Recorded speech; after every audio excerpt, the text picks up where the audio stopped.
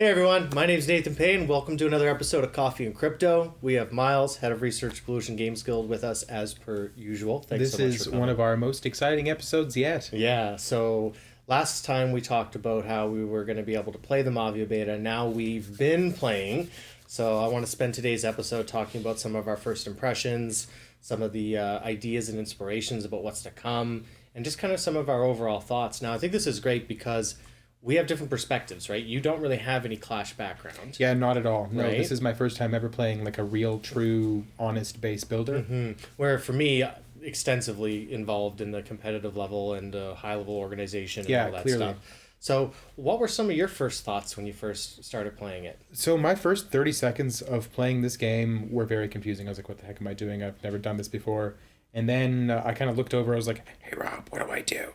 And I kind of, one of our other guild members, Phoenix, he was with us, and he kind of just like gave me some basic pointers. He's like, well, you can start by building walls and putting your buildings, and then I sort of went through the thought processes pretty quick. Like, oh, if I just put walls all the way around my building, then the barbarians can't get to them, and things like that. And then after about 45 minutes of just experimenting with that, I came up with my first real like base design, which had my guns behind the walls and some of my resources behind the walls, and we were just sort of using regular units that were maybe upgraded to level 2, and that was about it.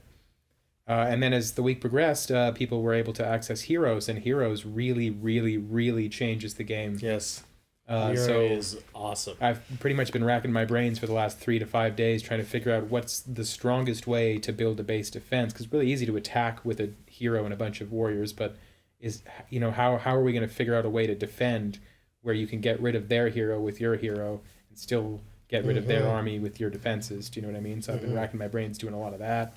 I got my base to the 4th level out of 5. I guess in the beta you can get your base up to level 5, HQ 5, and get access to most of the basic towers and stuff like that. And so there's like little things that I've always heard in the back of my head. When somebody plays games like this, I've always heard that you should funnel when you're attacking, and you should make sure you upgrade everything first before you upgrade your base to the next level. And I took a lot of those things like really to heart, because I was like, I have no idea what I'm doing. So I'm just gonna take these rules of thumb and run with them. And I ran pretty far with them. Nice. Yeah, it's pretty fun. And the game looks amazing. My phone, I can even show you, is not this is a Samsung Galaxy A11. This is not a paid ad, but it's not a very impressive phone.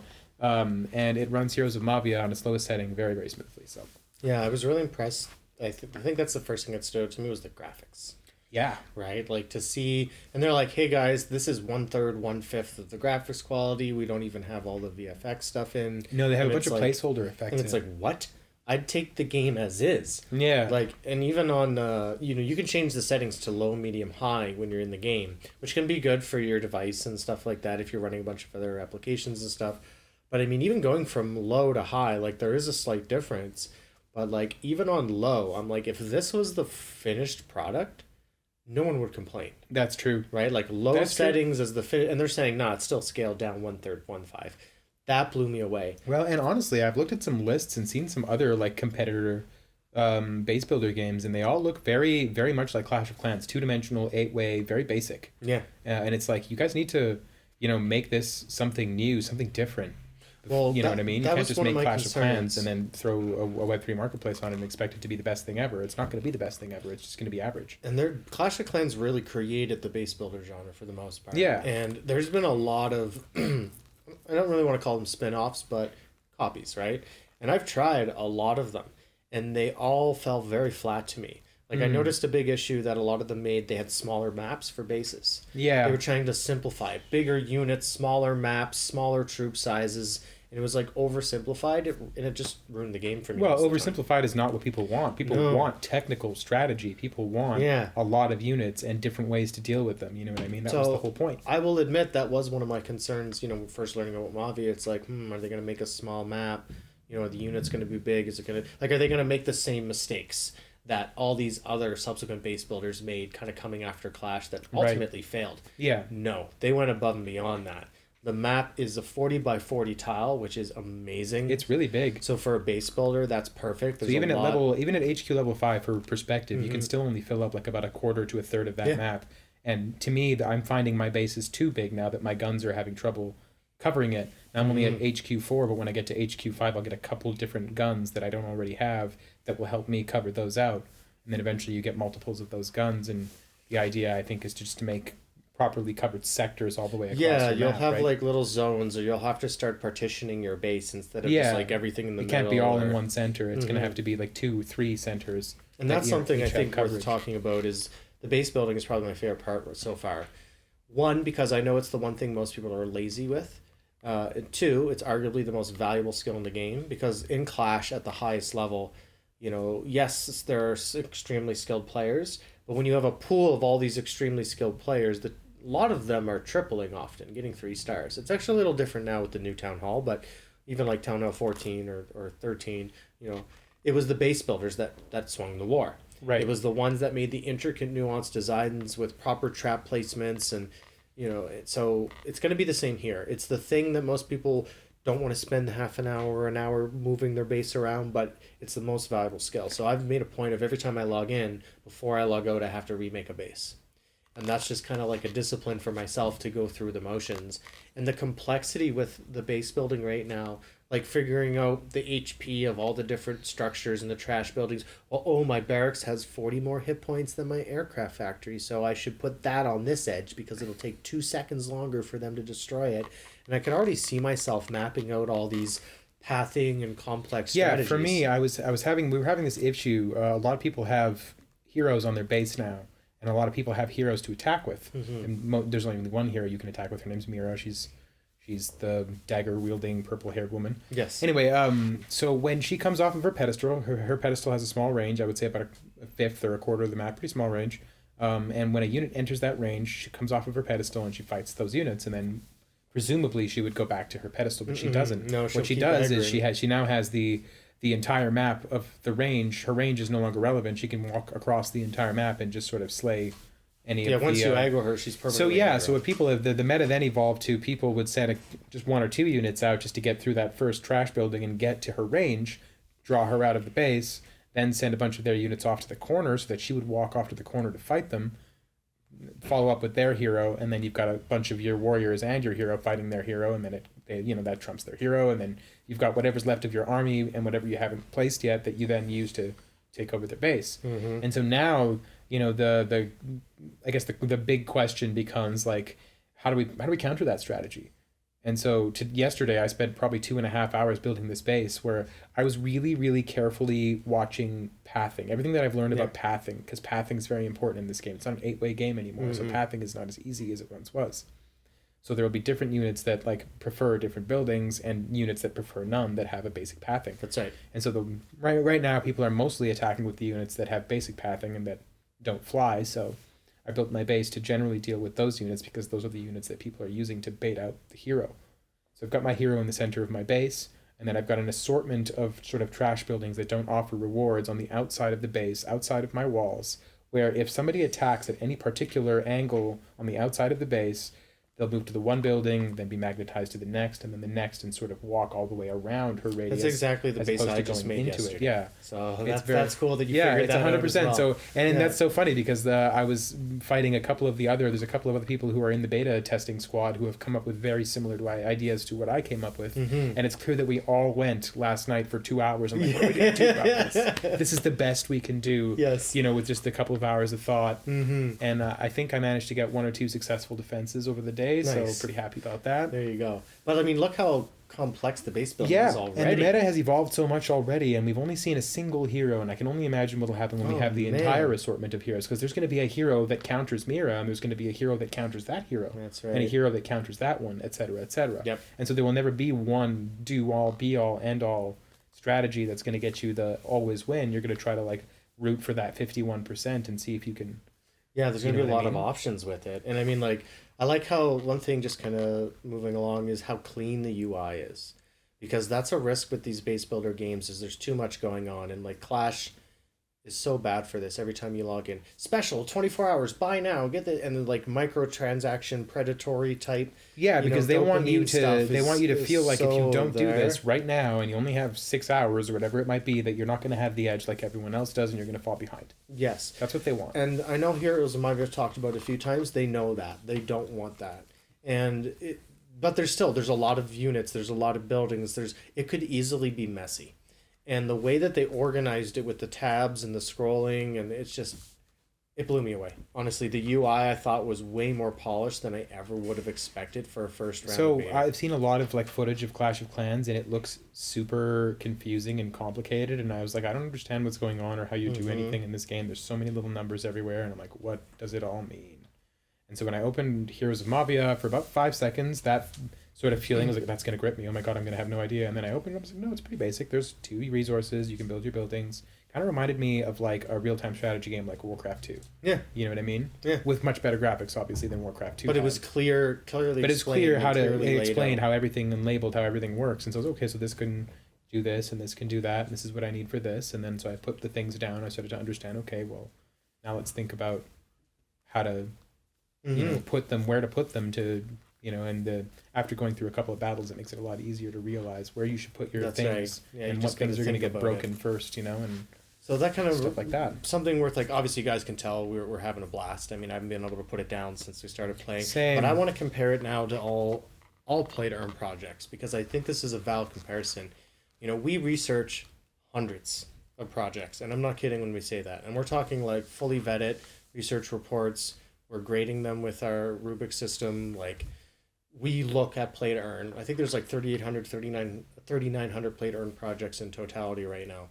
And all these betas, like first round beta, we've been in so many. We've been doing game testing for a lot of games. I have never seen a beta this far along for the first beta. So all of the other like closed betas and closed alphas that we're in right now offer a total of probably 20 hours of genuine gameplay before you're like, okay, now I see what they've got, and I've done everything, and I've had a lot of fun. If that, I'd argue way less in general. What I mean? And with this, and I mean, there's maybe 1 or 2 other games that we've played. Like, for example, Karma vs. Zombies, a game that we played that was able to offer me more than 50 hours. But that wasn't in a beta, gameplay. That was fully released. It was a fully released game, and it offered things like base building and wars and all that stuff.